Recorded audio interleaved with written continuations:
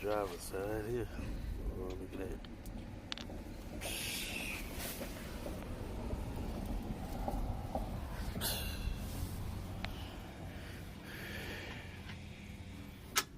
Wait till you see the other side.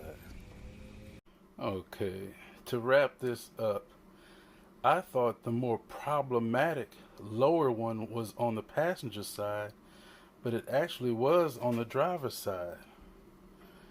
This the bushing came out of there. So actually the passenger side was still intact, but it is best to do these in twos. And so in fact, this is the one that I did before, which would run like this, okay? So say we're on the passenger side, this is up like this, and then this one would actually run like this.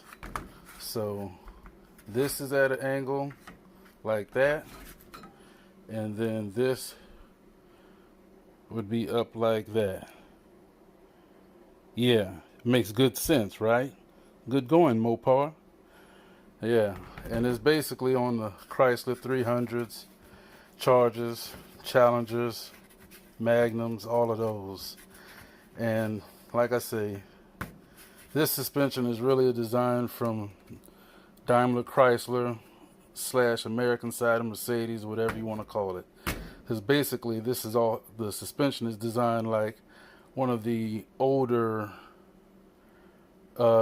E-classes, something like that. All these little bushings go bad, they work their way out, and then what they do is clink, clink, clink, clink, clink, clink, clink, clink, clink. Metal on metal. Awesome, right? Leads you to spend a lot of money.